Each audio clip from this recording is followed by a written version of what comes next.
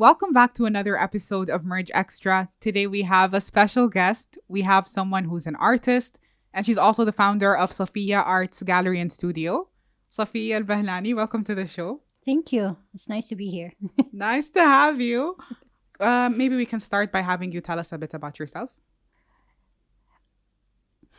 Okay. in whatever capacity you want. It's always a hard question. I agree. And I think it's hard because you have different phases you go through, and you're like, oh, I'm this person, and this is what defines me. And then you move on and so forth. So I guess I'll start with I like to be unlabeled because I think as a human being, we're always changing. And to stick to something is very challenging, I think, in my opinion. And speaking of challenges, I think that is maybe my motto and what keeps me going because of my disability, I think has led me to constantly seek for challenges. And when something is too easy, I find it not relevant to do. So if I go back to as a kid, I always found, like, for example, learning to be very challenging because of I have also a learning disability where I can't memorize things in too many steps. So I've always seek to drawing to help me memorize. That's how I understand colors and shapes. That's how I used to study. And so I've always found it to be the way, with everything, anything that's challenging, it's just something that I liked and I gravitated to. Okay. So you look for even more challenges. Yes, somehow. No, That's I very don't look for it. interesting. It gets attracted. It's like some magnets over my forehead. Okay. Yes. So challenges don't phase you. No. MashaAllah. Okay. Can we start before? So, okay. First, it drew me in that you said that art helped you even in studies. Yes. So you've been into art and creativity from a very young age? Well, yes. For me, art was always my number one tool of communication.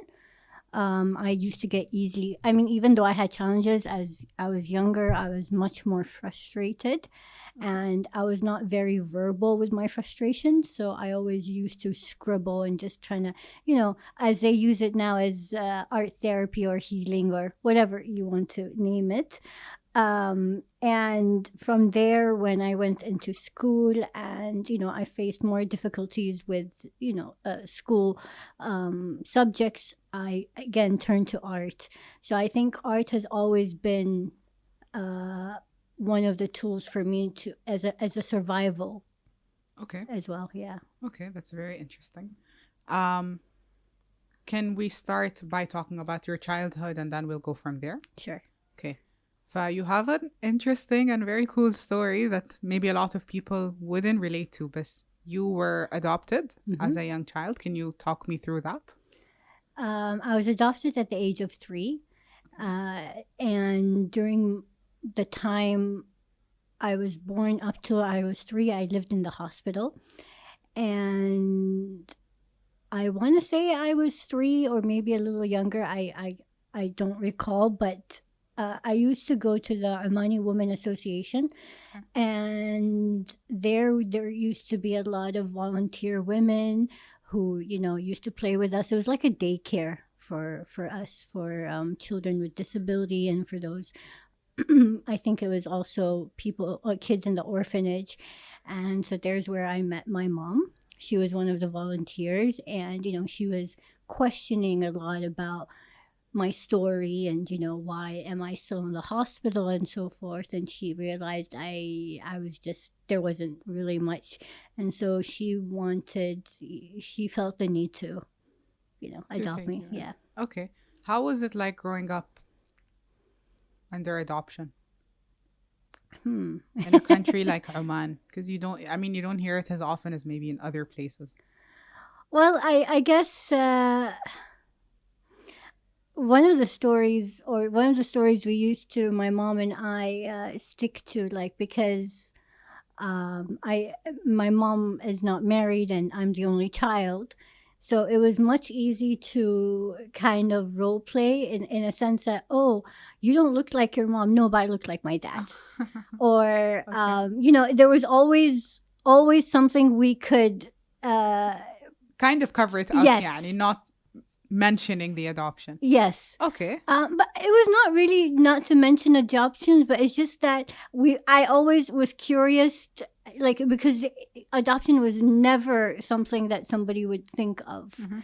And so I've always used to like to play that game and see until where people would lead to. And then when you say adoption, you're like, oh, but what does that mean? And you really have to sit and explain it. Really? And I feel like even then, sometimes people didn't understand it. Okay. Yeah. Okay. But alhamdulillah, you're happy, you're comfortable, you had a good upbringing with your mom. Yes. Alhamdulillah. Okay, the other thing I want to discuss, the disabilities and growing up with that. You mentioned something very interesting. You like challenges. This probably was a challenge. It was. Okay. And I think the reason why I got, I wouldn't say I look for challenges, but yes, challenges seems to find me. I think it's my mom's upbringing. Okay. In a sense that if that's a challenge, you're going to, for example, like wearing my own clothes as a kid. She would not want anyone to help me. She wanted me to learn so that I knew how to be independent. And in the beginning, it took so long. It probably took more than half an hour to just get a shirt done. And it was always trying to find the way to put it on by myself. The next day, how can I be quicker the next day, and so forth, until, it just took minutes.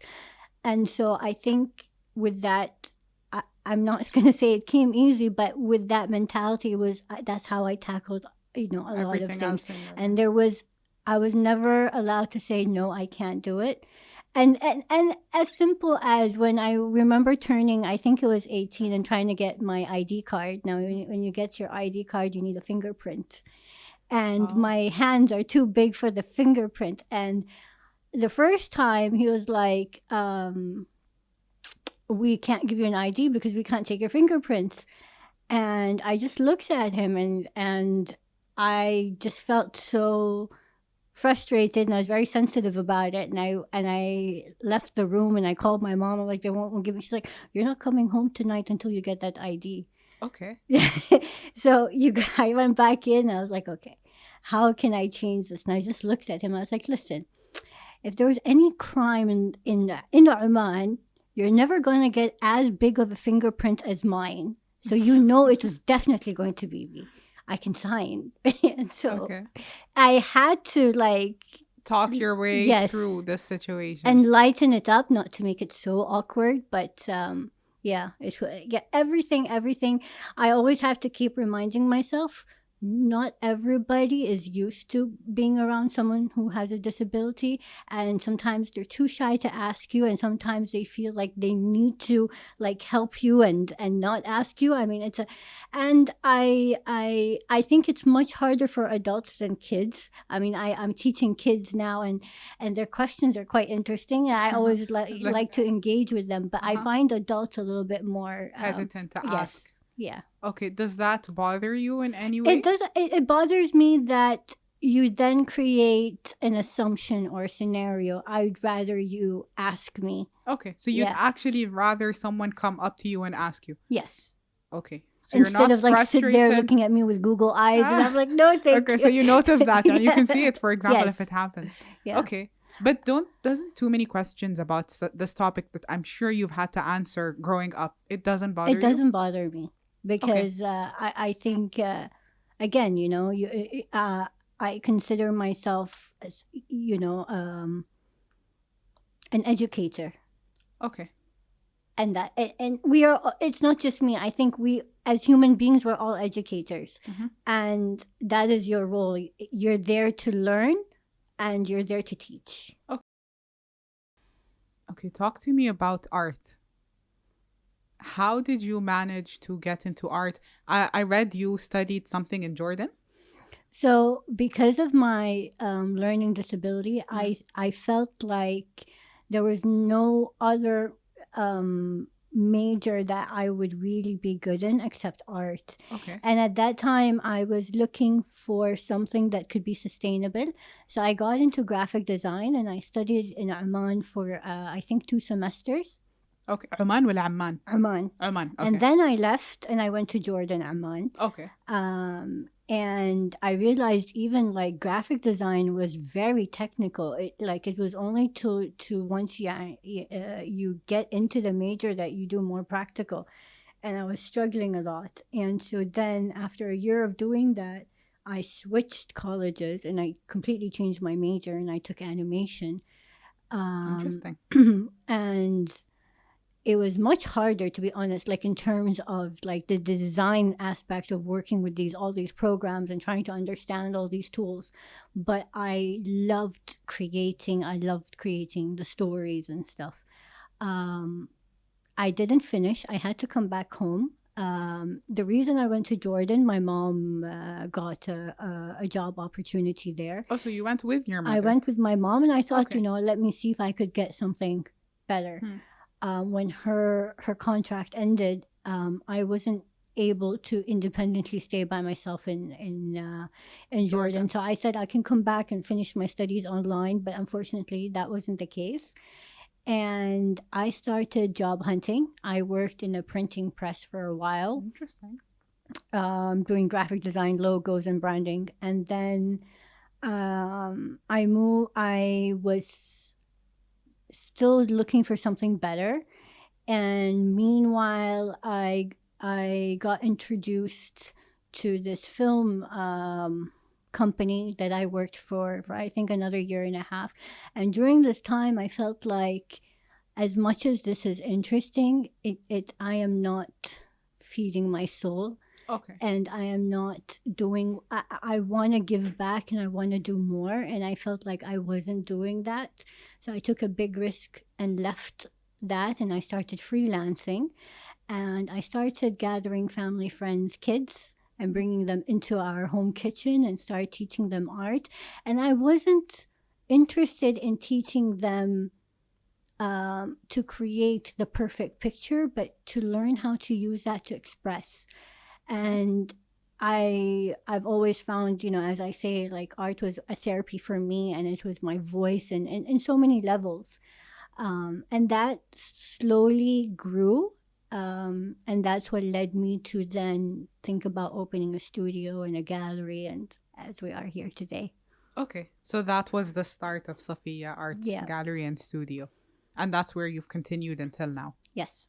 Okay, and you also paint and sell your paintings. And... I do. I do commission work. I also do my own like my own designs and participate in exhibitions. And whatnot, yeah. You had an exhibition in Jordan, I think, as well. My first solo exhibition was in Jordan. Okay. Yes. And since then, I've had a few solo exhibitions locally and internationally, as well as participate in exhibitions that were conducted by other people as well. Okay. Yeah. I think it's so interesting how you keep mentioning art as a form of expression. I'm interested to hear what art means to you.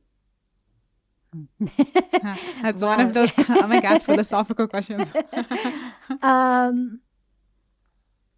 think art in many forms is my voice. Okay.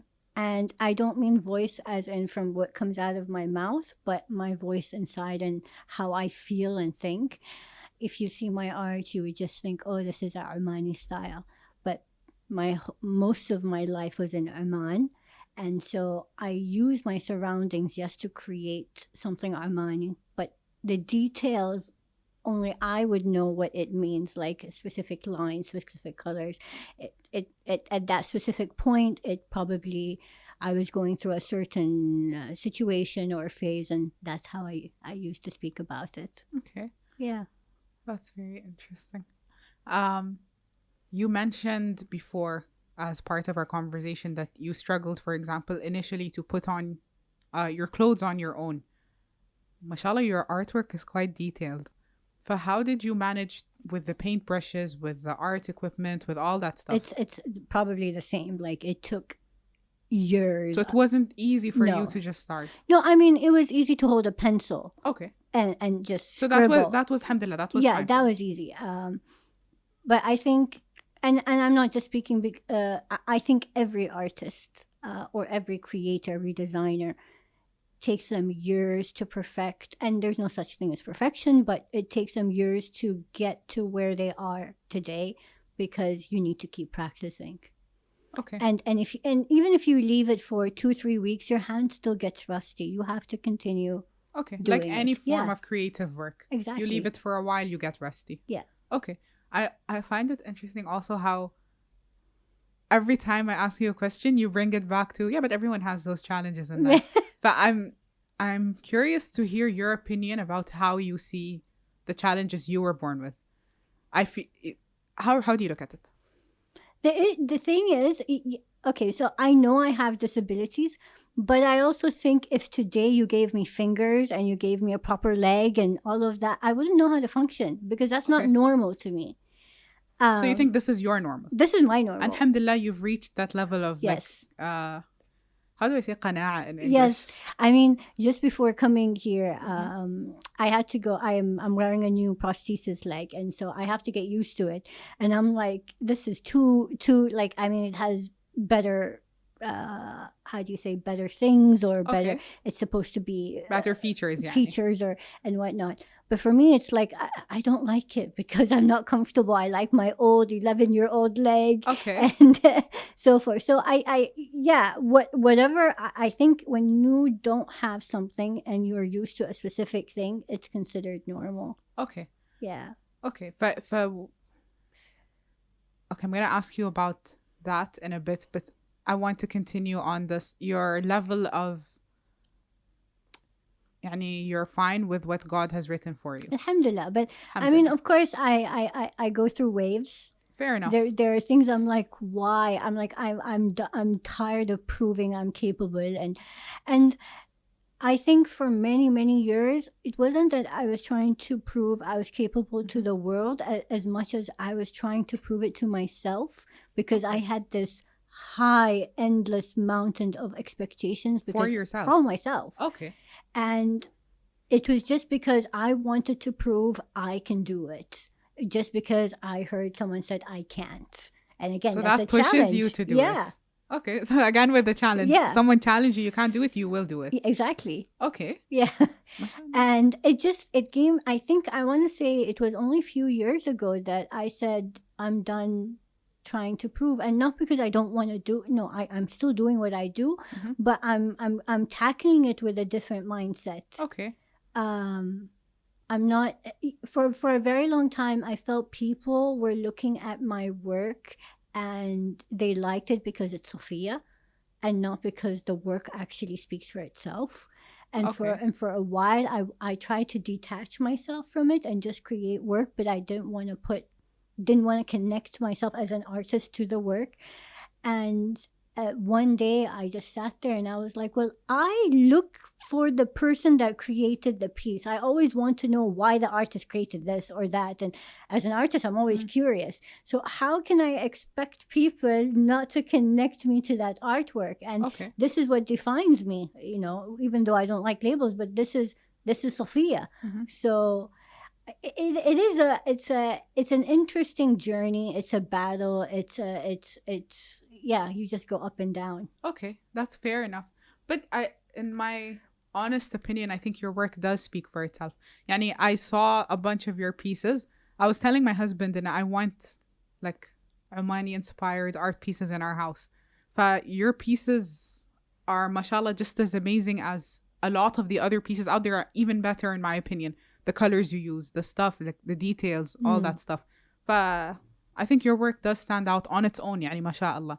Of course, I do agree with you. You always want to know, for example, you hear a musician, you want to know the background of the musician. An artist, you want to know the background. Yeah. Someone on social media, you might want to know their background. It's very normal. But your art does speak for itself. Alhamdulillah. Like, and that I've heard, by the way, from multiple people. Okay. Alhamdulillah. Alhamdulillah. Okay. Another thing that drew me in, you said you just got a new prosthetic leg. Yes. So you're still going for treatments and things like that. Yes. I mean, as you maintain a car or you maintain whatever, like these things need maintenance. And when I was younger, I had to change my leg very frequently because I was growing, and there's no way you can like Oh, sustain extend the it. same. Okay, Yeah. okay.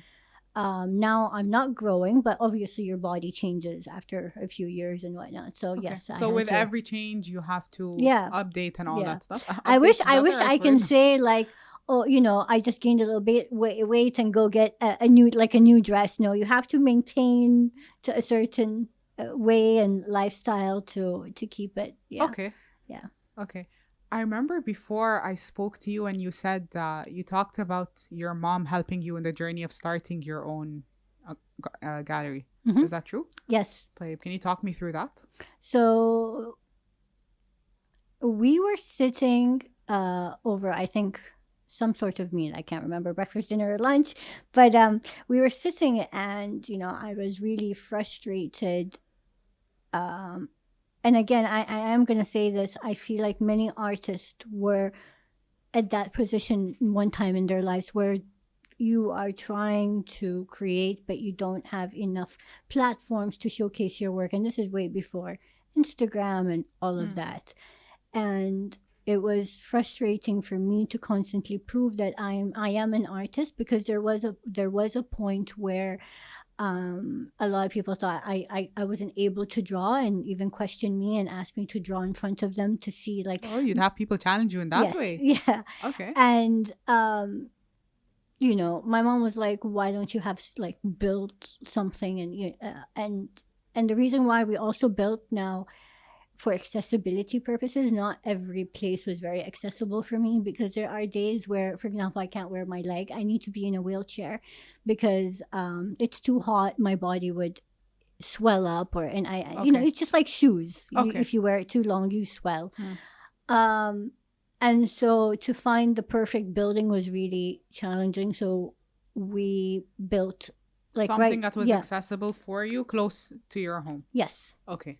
And as artists, you have no timing when you work. You work at 2 o'clock in the morning or 3 o'clock. So something that I could just go to and, Whenever inspiration hits. yes, exactly. Okay. Yeah. I found it interesting that you didn't just do your own thing. So, for example, when you send messages about workshops, well, if you visit your art gallery, there's many different artists from all kinds of fields, from jewelry to art to actual pieces. Yes. Okay. So from day one, even though it says Safiya Arts Gallery, and in the beginning, I didn't have any manual of how to run a gallery. Okay. And even when I launched it, I launched it collaborating with a jewelry designer. For me, it's very important, collaboration. I think it makes all of us more empowered, because you are, how do I say this? You are supporting each other, but you're also growing together. Okay. And when COVID hit, I noticed that there were so many artists looking for platforms that They can showcase their work. yes. And in the beginning, I just opened up and said, you're more than welcome to utilize my space. Let's see how this works. It took a year to say, okay, I need to bring it down to something more themed. And like, who are we as a gallery? We can't just have everything and anything. What are people coming here for? And I noticed a lot of tourists and people who are looking for something Armani inspired, Okay. which I felt already strong about, and I felt like I could work into that. So I then curated the entire gallery as Armani inspired, and your work has to be locally made or handmade. Okay. You don't have to be Armani, but It should be Armani inspired. yes. Okay. And so that's what I did with the gallery. Then in the studio, there's only so much I can do, and a lot of things I've learned it not from studies, but just from my own self teachings and experiments and stuff. And although sometimes I have the ideas, there's no way I can teach it to you, because you're gonna ask me questions. I'm like, I don't know how it reached to that. But Okay. I also wanted to have other artists and designers contribute to the space and teach, and for others to learn. And so yeah, I've been trying. It's not where we want it yet in terms of trying to get more artists on board, but we're slowly Getting there. creating that hub. Yeah. Okay.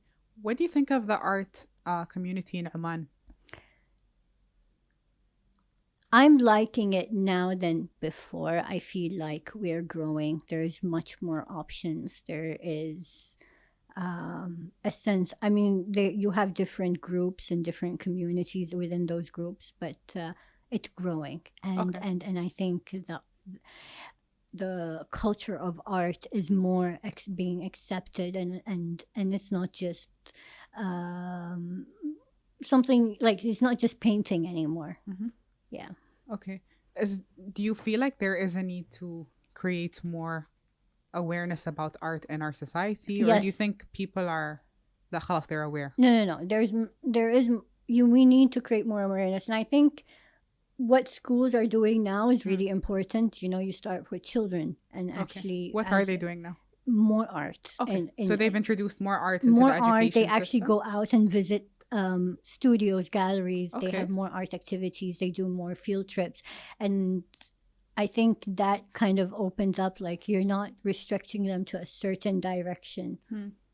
Yeah. Okay. So alhamdulillah, you feel like the art scene is growing, but we can grow it more in this country. Exactly. Yeah. Okay. Have you been to see the art in other countries? Some countries, yes. The art scene, yeah. Yes. Some countries, yes. What And stood out to you? Where? Where and what?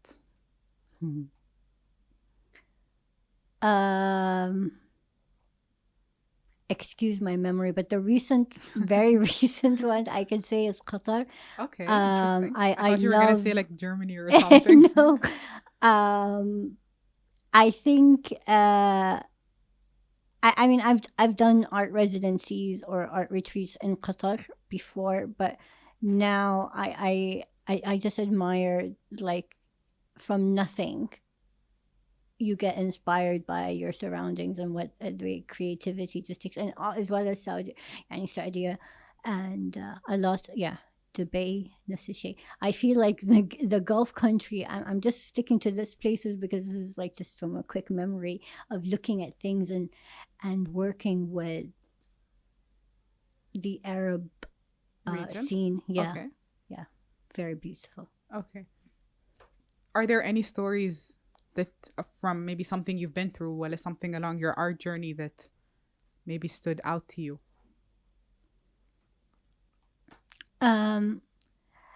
I've noticed for anything that I have needed to create for a specific purpose in terms of like paintings and stuff. Like commission work? Yeah? Yes. Okay. There's always a story, and there's always a challenge unanticipated, and something is like always beyond my capacity. And subhanallah, I always think, like, you know, obviously as a teenager you constantly question, I mean, why is everything, and probably not just a teenager, even now, but I think for me it was more when I was a teenager. And I think for every outcome, it just teaches me how I can be very stubborn and patient at the same time. Okay. It's not very recent. I would say it was in 2017. I was commissioned as one of the artists among many local artists to create an artwork for Muscat International Airport. And I think we had maybe a month or so. I don't remember. The details are a little bit fuzzy, but I have neurological challenges as well. I have something similar to epilepsy, but it's not epilepsy, and so Okay. Epilepsy is the one where you shake your muscles and you pass out. Yeah, with so light. I don't pass out, but I Okay. get the symptoms, and I can tell you when it's coming. And Okay. there are days where I just have to just hold, stop, take it easy, and whatnot. So with that, I I unfortunately had it during this Project. That you were project, working on. and it came in really strong. It got into my eyes, and for a while I was not able to see it all, and I was in a dark room until, because anything with light affected it and aggravated it even more.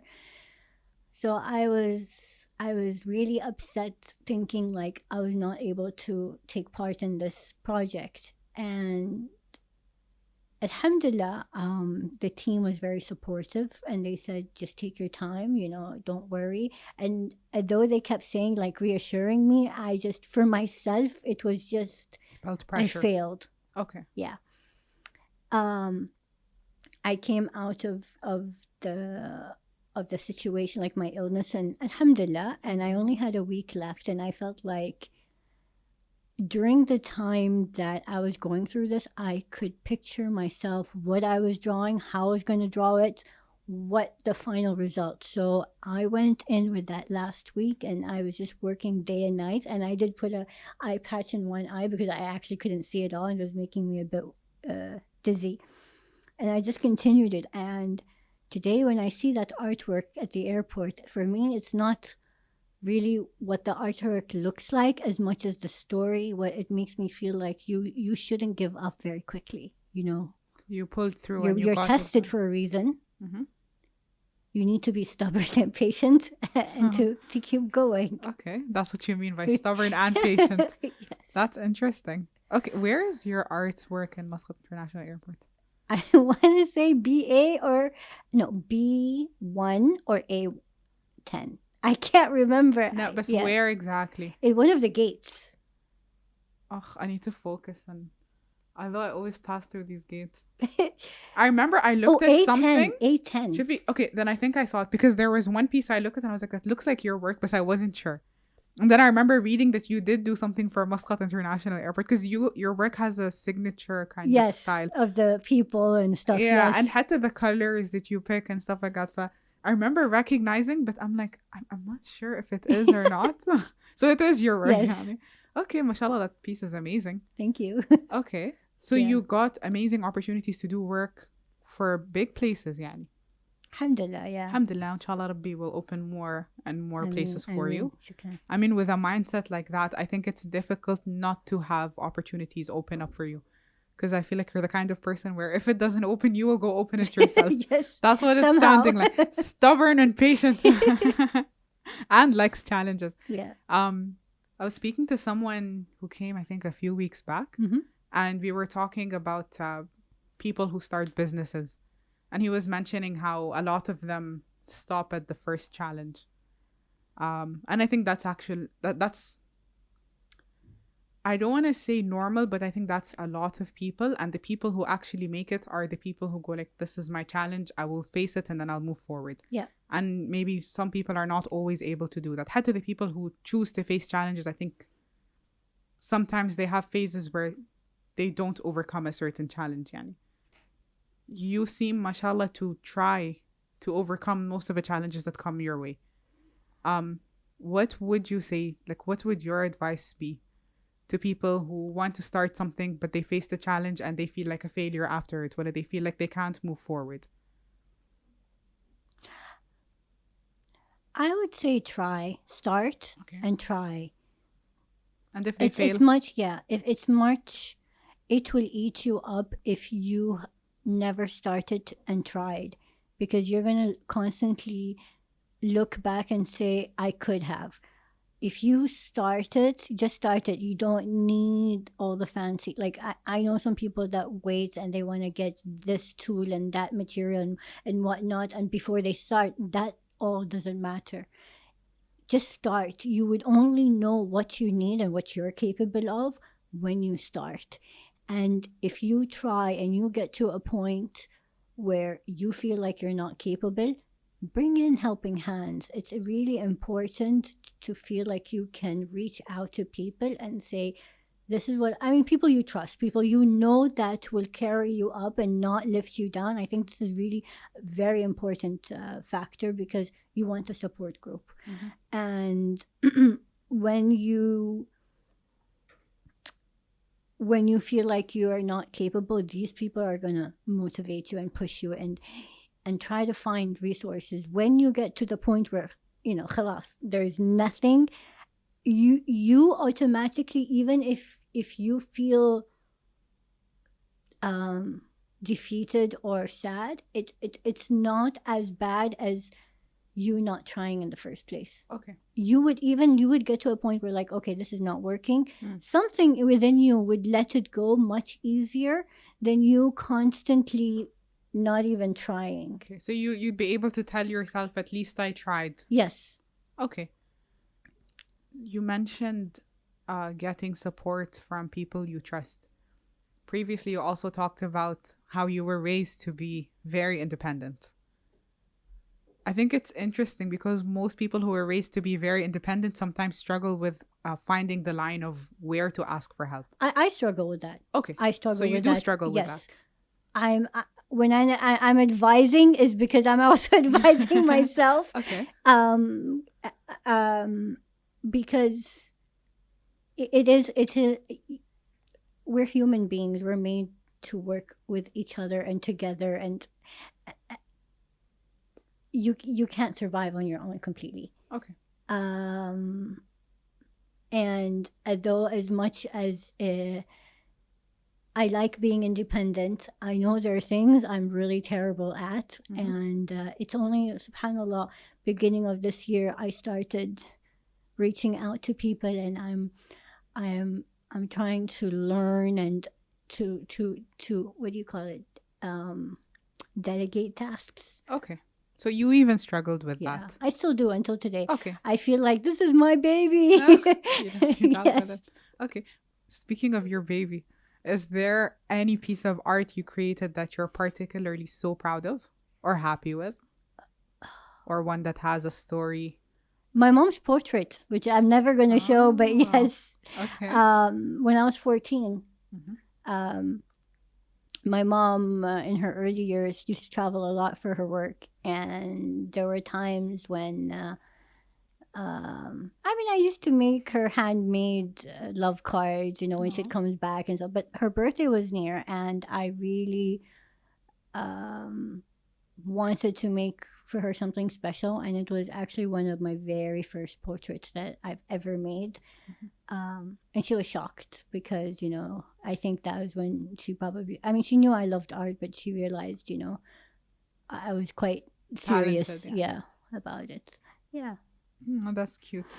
I was expecting you to say something like maybe the piece at Muscat International Airport or something, but your story was so much more sentimental and sweet. Yani. Yes. Okay. And how are things going with the gallery and studio? Are you planning to expand in the future?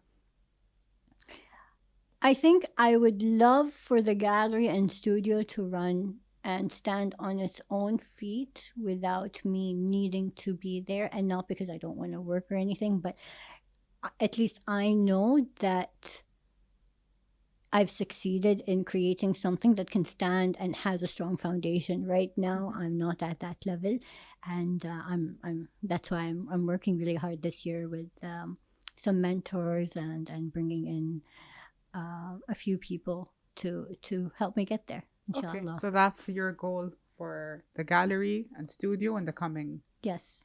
Okay, and no, we talked about, mashallah, you support, technically through your work, you are supporting other artists, yani. What does it mean to you to be in a position where you can support other artists? Oh, I always like to do the chicken dance. Like every time, like a person in the gallery sells, you don't understand. I start doing the chicken dance. So you're genuinely happy for other artists' success. Yes.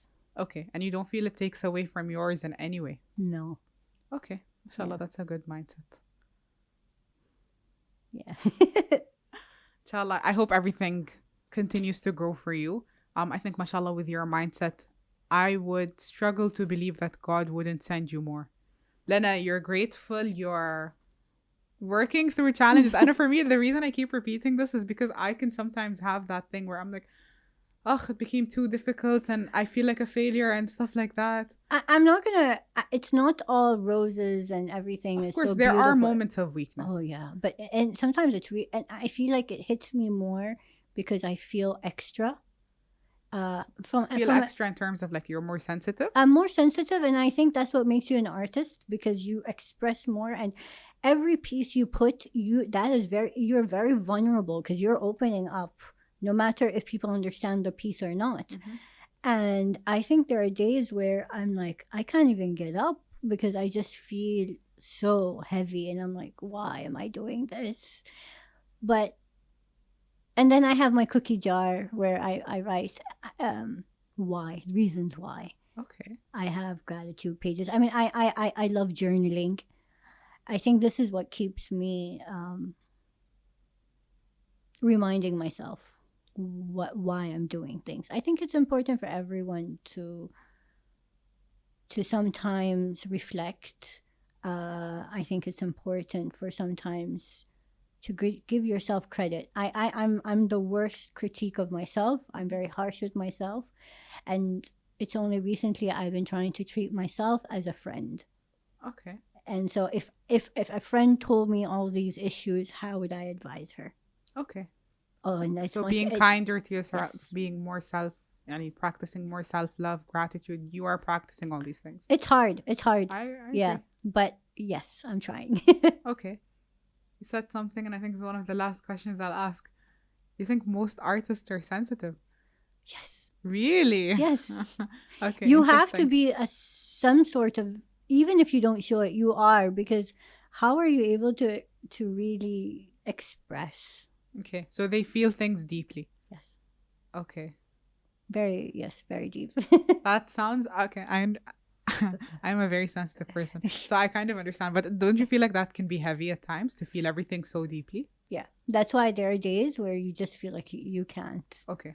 And that's why I say it's really important for you to just take time for yourself. Mm-hmm. You know, take it easy, reflect, just let things find a tool. So one of my hardest challenges right now, and this is why I stopped journaling for a very long time. I just only recently went back to it, but because see, in the beginning, art was my form of expressing my therapy.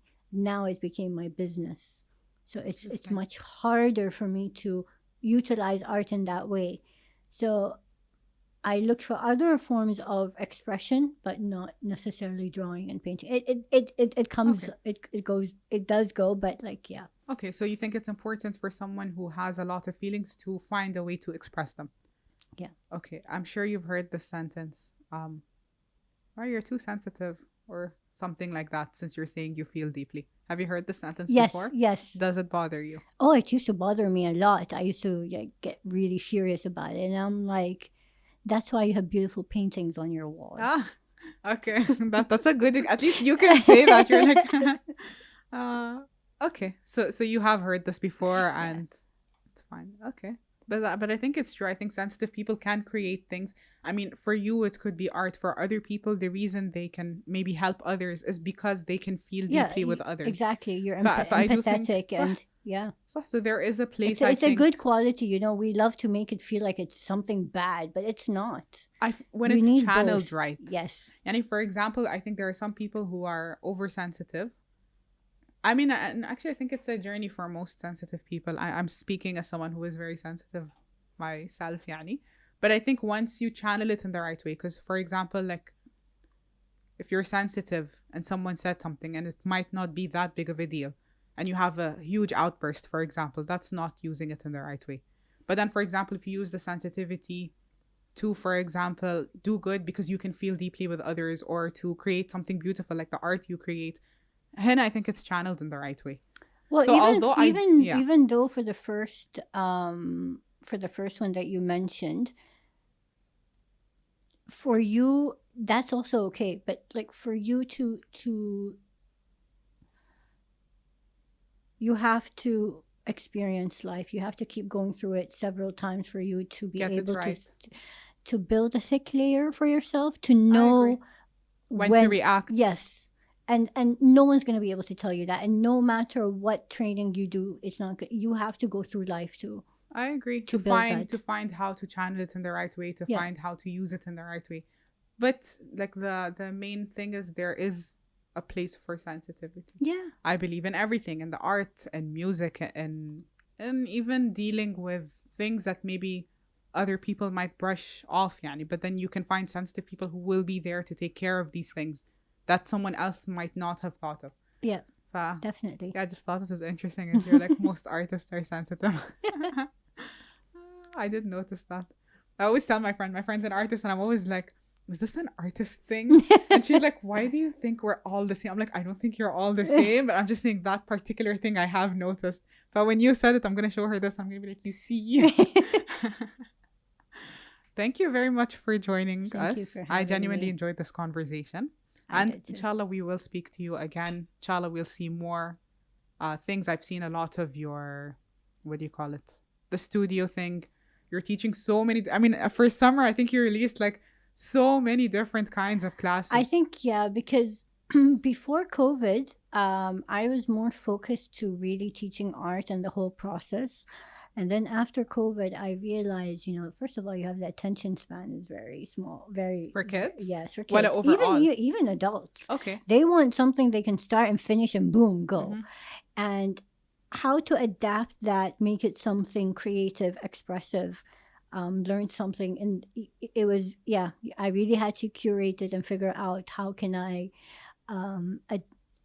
create activities that were, let's say, 2 hours maximum. And you are able to create something from 8. And you are learning, but you're not learning in depth. And if you want to learn in depth, this is your starting point. Okay. So something a bit quicker, yani, for the Yes. person who has maybe a lower attention span. Yes. Okay. Inshallah, people check out your classes. There are Yes. so many. Literally anything and everything is there. I've seen it, mashallah. Like I don't know. I think I saw the thingy, the making the Headbands, that was Manal. That was Yeah. Manal, yeah. Yes. Manal, my cousin. Okay. There was something candle. Was the candle thing yours? There was candle, there was cake, decorating cakes. There's a many. big variety of activities. Yeah. Okay. Thank you for joining Thank you. us. And thank you for being so open and sharing everything. And inshallah, more we'll than hear happy. more of Safiya's story. Inshallah. Thank you. Thank you so Inshallah. much.